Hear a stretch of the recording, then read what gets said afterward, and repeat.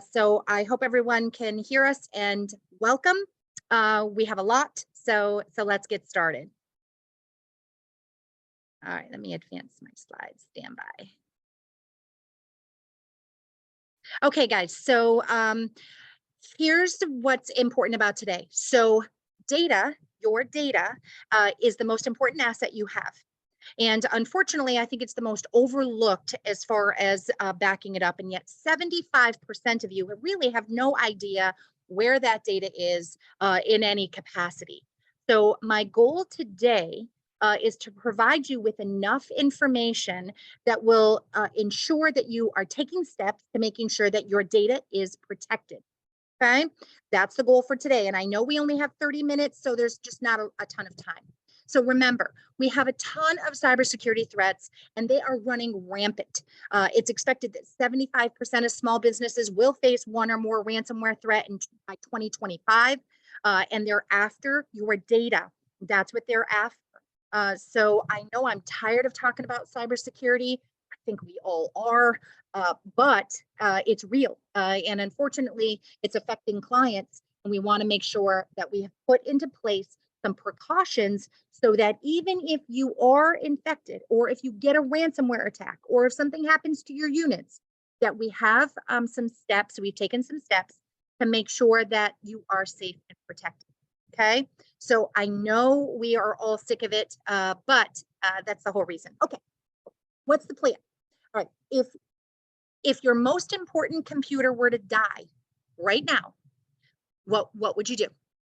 I want you to think about the systems that you have in place in your office, and I want you to consider what would happen if one of them were not functioning, okay? Would you still be able to work? Would you be able to pick yourself up and move yourself to another computer and you'd be good? So for some of you, backup is super important to make sure, okay? So we need to make sure that you've evaluated where your data is so that we can come up with a plan, okay? You need to come up with a plan. All right, so here's a couple of things that you may not have even considered. So CST has been doing a ton of disaster recovery plans, right? We want to make sure that in the event of a disaster, our Florida clients just went through a hurricane, right? We've got snow happening in New York. So it's important to realize and identify what your recovery time objective is, okay? Now, basically, it's how much time you're going to be okay for your technology to be down, okay, before it starts affecting service. Now, I've just done some calls with some clients and said, okay, what time is it? So, for example, if you can tolerate 2 hours of downtime, then 2 hours would be your recovery time objective. Okay. Now, I just met with a client and their recovery time objective is more like 5 days. So he was thinking that maybe 5 days by then, we would need to make sure that there were some steps that were taken to get them back up and running. So in his sense, 5 days was the recovery time objective. So I need you to each think about how much time your office could be down before it starts affecting your business. Okay. That's your recovery time objective. And we're going to talk a lot about it in the next 30 minutes. So I need you to be thinking about it. Make sense? Okay. All right. Now, along with your recovery time objective, we also have a recovery point objective. Okay. Now that's based on how much data you're willing to lose in between your backup schedule. So, for example, you back up every day and it might be in the evening. So let's just pick 6 o'clock at night. Okay. So your systems are backed up at 6 p.m. Now you come in to work the following day and you work all day. You work all day. And if something were to happen at 4 o'clock that day, would you be okay with losing the day's work? Does that make sense? So depending on your backup schedule, that is going to be your recovery point objective. So how frequently are you doing backups? How frequently? So your recovery time and your recovery point are all going to fall in line with regards to that scope of your backup. Okay, so think of it like this. If you were to experience a disaster of any kind, loss of power, flood, fire, etc. Florida just went through a hurricane that caused data loss. How quickly would you need your office back up and running? How quickly? A day? A week? So it's time for you to think about determining your RPO, your recovery point objective, and your recovery time objective. Okay, that's going to help us to evaluate and develop your disaster recovery plan. Okay, all of you should have one. Even if you're small, you might only have 2 computers, but they still run your business. So we need to make sure that your RPO and your RTO are determined ahead of time. Okay, that's going to help determine what that scope of backup is going to look like. All right. Okay. All right. So here's your backup scope. So your recovery point objective and your recovery time objective will also determine what type of backup to perform.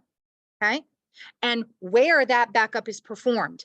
So for many of you, you may be backing up to like a USB key, right? You put it in when you remember, you pop that in and you back up your data, and then that either goes in your pocket and goes home with you, or it might go in your desk drawer. And so you ultimately, if something were to happen, you would have the recovery point objective of whatever was on that USB key at the time you did the backup. So we need to be able to determine that scope. Okay. Okay, so who?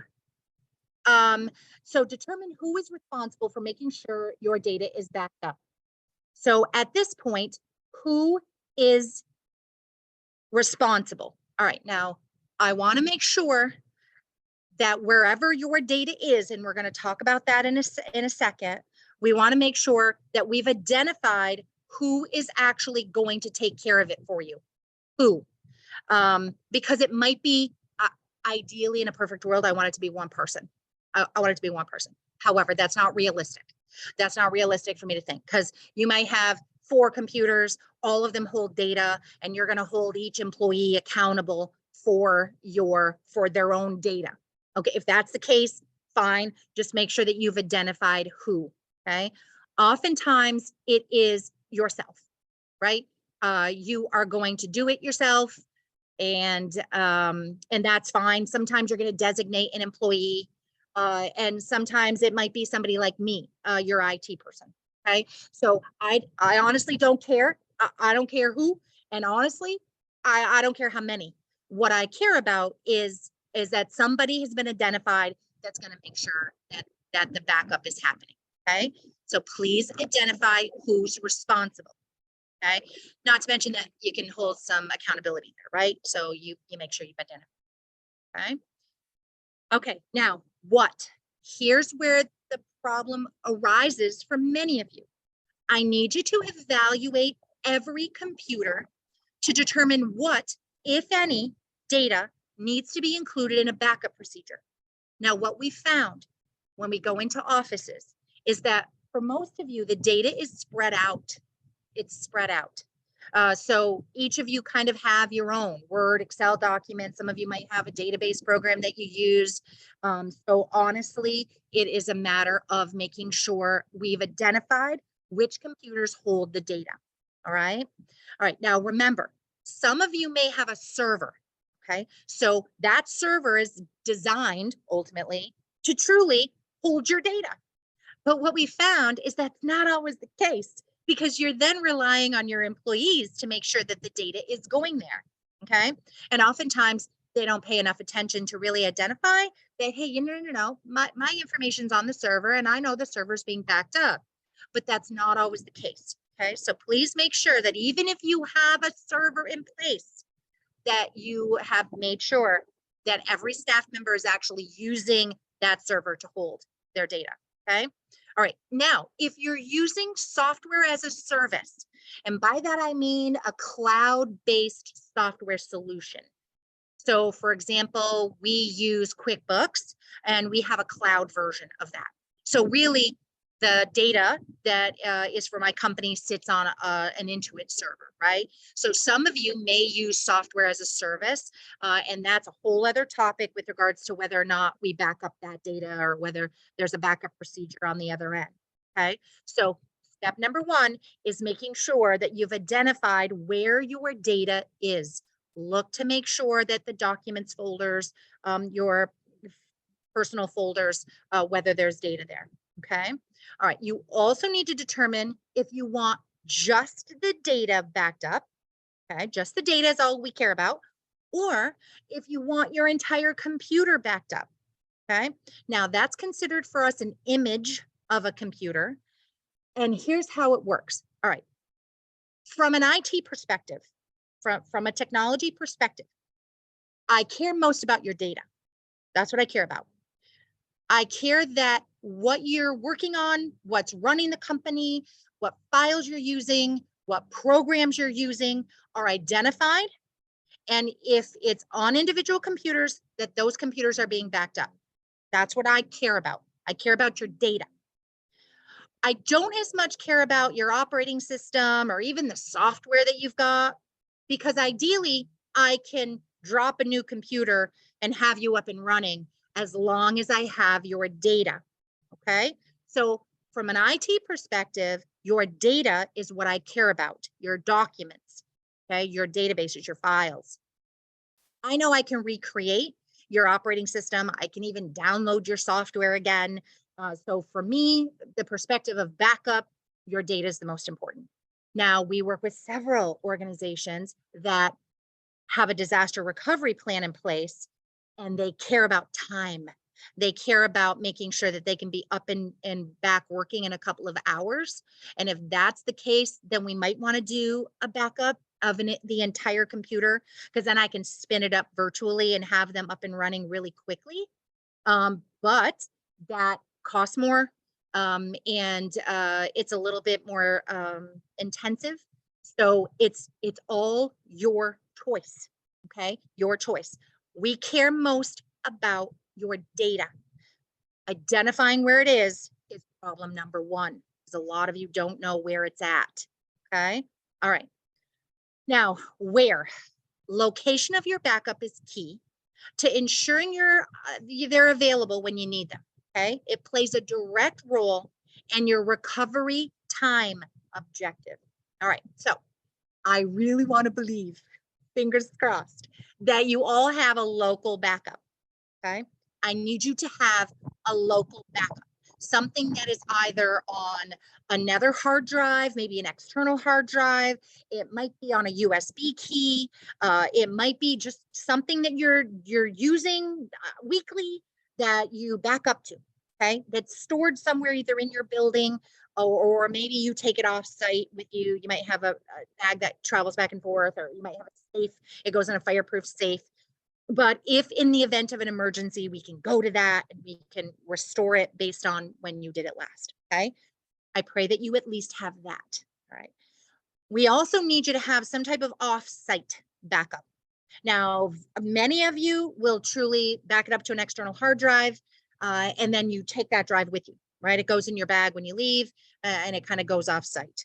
I want to make sure that it's secure so that if your building were destroyed, I've got that backup somewhere that I can redeploy if we need to. So ideally, I'd like to have it offsite. All right. Now, we also like to perform a cloud-based backup.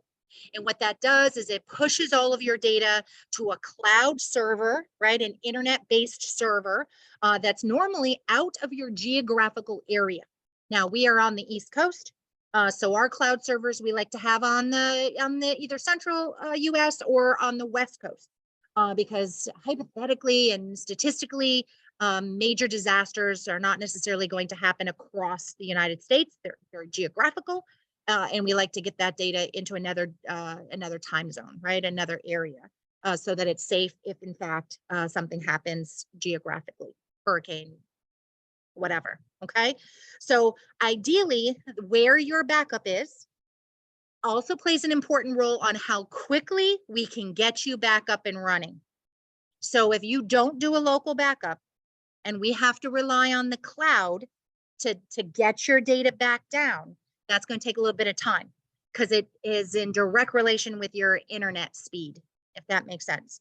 So your internet speed, and if the internet is down, that also plays a role, right? So I can't get data from the cloud if internet is not working. Okay, so we want to make sure that we've got a couple of options, right, for doing your backups. Not just, don't rely on just one. Okay, also for some of you that are using USB keys, that's great. I'm proud of you for at least having something, but please do not use the same USB key or the same external hard drive over and over and over again. I need you to have multiples. I need you to do every other day, or have three, or have 5 days worth, because USB keys and external hard drives have a tendency to fail. Okay, so please be careful. And USB keys are so portable. How many of us have put it through the washing machine and the dryer, because they go in our pockets? So we want to be careful with anything on the portable side. Okay, it's not the most reliable form of backing up.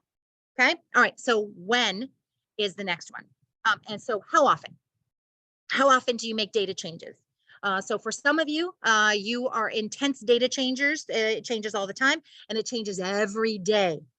So for you, we want to make sure that if we're not doing incremental backups kind of continually throughout the day, that we have at least a daily backup going. So in worst case scenario, you would lose 1 day of service. Okay. So we just want to make sure that we've got how often your data is backed up: hourly, daily, weekly. Okay. And you get to determine that based on your recovery point objective. So if something were to happen, how much data would you be willing to lose? Okay. All right. So I need everybody to consider following the 3-2-1 rule. So the 3-2-1 rule is basically having 3 copies, 1 primary and 2 backups. So you have 1 primary copy of your data, and then you have 2 other additional forms. All right. So 3 copies are ideal, and you can space that out if you want. We just want to make sure that we've got, if one fails, that we've got the ability to go to something else to get it. Okay. Number 2 is the 2 types of storage. So using 2 USB keys, I'd prefer you not. I would prefer you use a USB key and an external hard drive, or I prefer that you use a cloud-based solution, or something that you can take with you. Okay. So 2 types of storage is ideal. All right. And then 1 is 1 off-site storage. The reason that's so important is because of damage to a building, fire, and we just want to make sure that something is off-site. Okay. So think about, when you're scheduling your backups, think about the 3-2-1 rule. All right. Make sense? All right. All right. So here's 5 steps to ensure an effective backup. Okay. 1 is choose your frequency based on your recovery time objective and your recovery point objective. All right. Recovery time, recovery point. All right. Now we are going to simplify and prioritize. That's what we're going to do. We're going to take a step back. We're going to evaluate all of your computers, and we're going to make sure that if they hold data, that we are performing some type of backup on those. All right. So identify which computers have data. Look at them all. You can't rely on an employee or a staff member just putting the data on a designated area. So please verify. Step number 3 is follow the 3-2-1. Just follow that strategy as best you can. Just make sure that you've got multiple places that your data is going on. That's super important. Number 4 is to automate. So if we can automate your backup so that you don't have to think about it, that is ideal. So please automate. Okay. And number 5 is don't use backup as a data retention. So by that, I mean, we have many of you that are compliancy driven, right? And we want to make sure that your for compliancy purposes, you have to retain certain data. You have to retain it. But I don't want you to do that through a backup. That is another measure. Okay. That's another measure of backup. And so we can talk about data retention if you have a question or an issue. So just let me know if you're struggling with data retention, but you're not going to use backup. as a form of data retention. All right. All right. So I want you to start it and I want you to forget it. So no matter what you choose for a backup, please try to automate.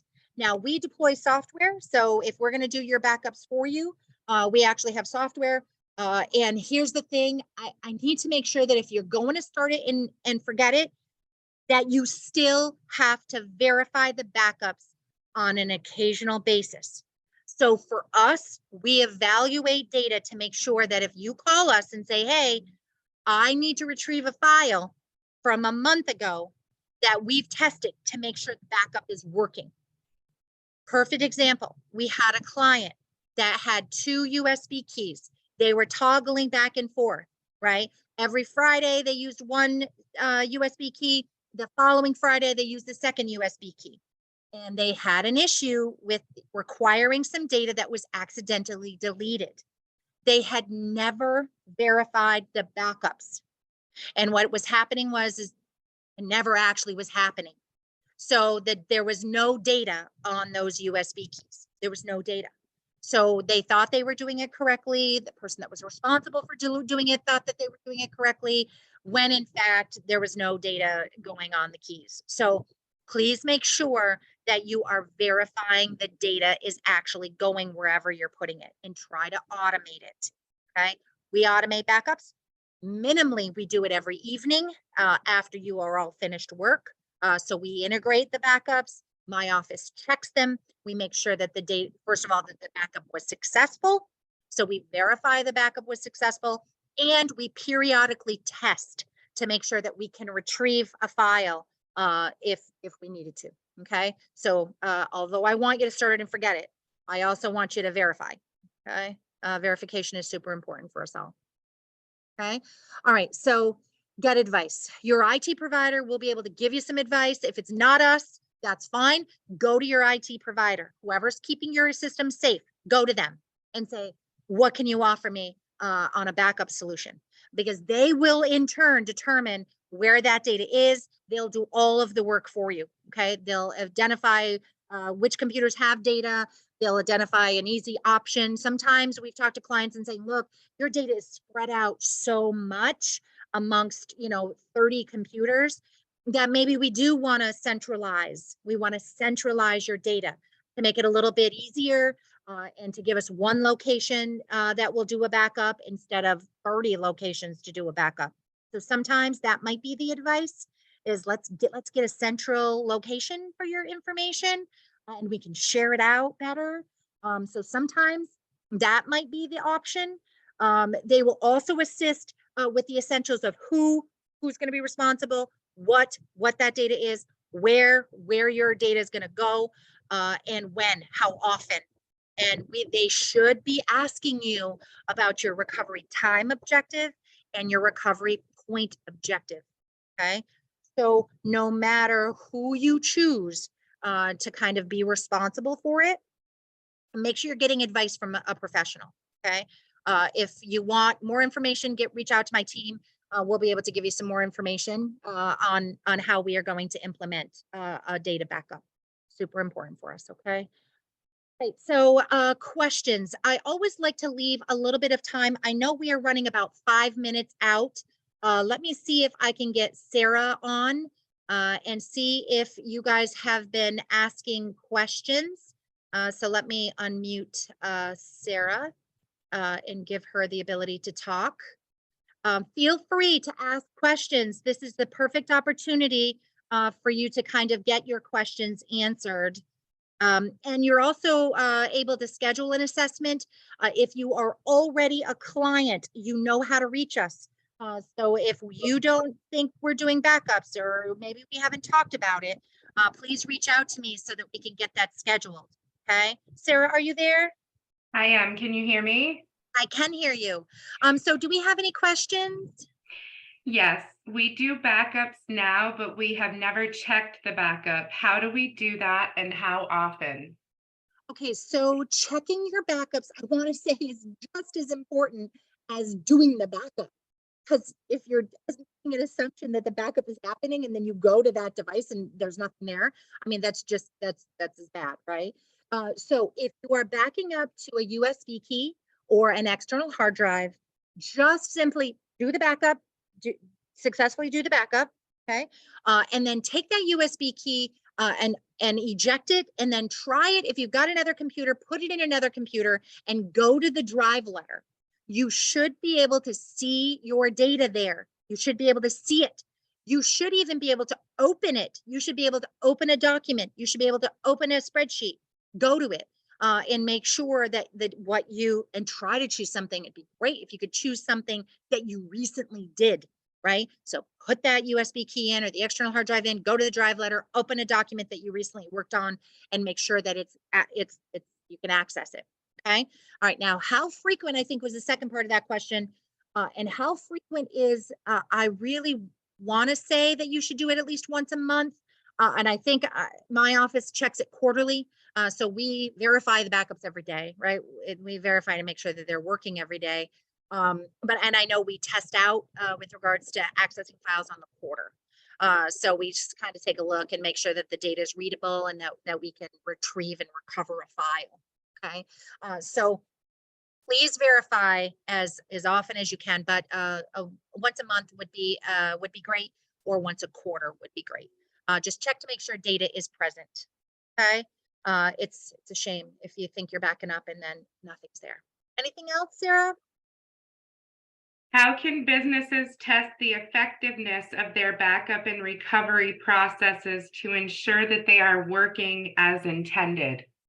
All right. So if you are doing it yourself, okay, if you are doing the backups yourself, you want to make sure that you have it on some type of schedule or process. So please, I know for many, when you become a client, we're evaluating stuff, they have somebody that does the backup when they remember. I'll do a backup when I remember.